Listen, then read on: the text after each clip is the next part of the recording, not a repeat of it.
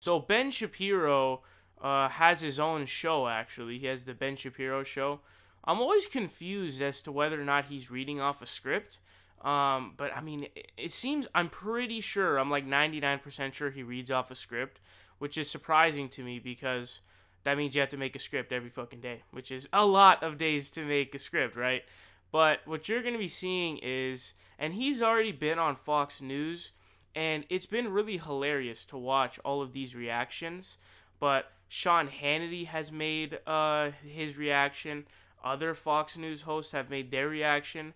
Ben Shapiro went on Fox News where he talked about Alexandria Ocasio-Cortez's victory.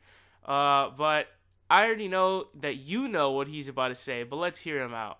Alexandria Ocasio-Cortez, who's 28, a first-time candidate, and an open member of the Democratic Socialists of America. So she's a Bernie Sanders socialist, and she is a former bartender. She was bartending until about 5 minutes ago. She's a graduate of Boston College, or Boston University, rather, in 2011, and she is wildly to the left. When I say she's a leftist, I mean she is an insane leftist.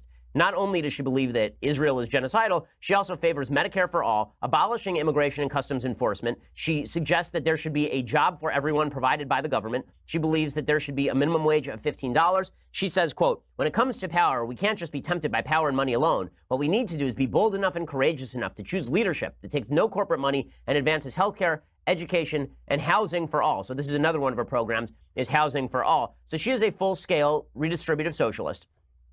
And she's really, really radical. The reason that she won in the district is because nobody came out to vote. Only 5% of registered voters, eligible voters in this district, actually voted in this primary. It was on a really weird day. There were only a grand total of about 27,000 votes in the primary total. She won about 17,000 of those.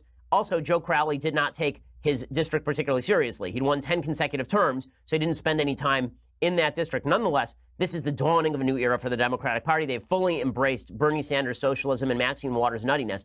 Here is this new hero of the Democratic Party, Alexandria Ocasio-Cortez. Here she was today after winning the primary. She'll win the general, too, because this is a heavily Democratic district, claiming that ICE, right, Immigration and Customs Enforcement, is running black sites on the border. Black sites being like CIA sites set up in Jordan to torture people. She thinks that's what's happening on the American border because she's a crazy person. Again, man, I love it when they call Alexandria Ocasio-Cortez a socialist when she's not even close to that.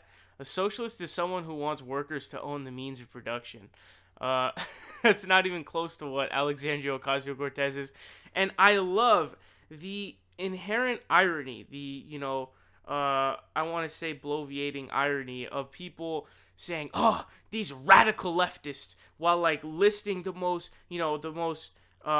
used policies all around the world. Where he goes, oh, she wants Medicare for all. Oh, whoa, that is way too much, man. Back off. Hold on, you radical lefty, you piece of shit. And it's like, again, and I hate this because I keep fucking seeing it and it's pissing me off. People who call these milquetoast corporate Democrats, and of course Alexandria Ocasio-Cortez is not a milquetoast corporate Democrats, but if you call a milquetoast corporate Democrat far left, like he calls them radical left, and we just talked about Steven Crowder and Jordan Peterson doing that, then where do you put Alexandria Ocasio-Cortez? Then where do you put anarcho-syndicalists, communists, anarchists, etc., etc.? I guess they don't even fucking find your spectrum. They don't even have a spot in your spectrum, which is insane. But seriously, how can you list Medicare for all when universal health care is every single modern industrialized nation has one form of universal health care or another? Whether it's the UK system, where they just have government-run hospitals. Whether it's the Canadian system, which is basically what Bernie Sanders is proposing. How on planet Earth can you then go on to be like, oh, this radical leftist pie in the sky, oh, you're never going to be able to do it. Shut the fuck up. How the fuck is every other country able to do this shit? Again, single-payer healthcare would save $17 trillion over 10 years. So Ben Shapiro is just straight fear-mongering because he's scared, and he knows what's coming.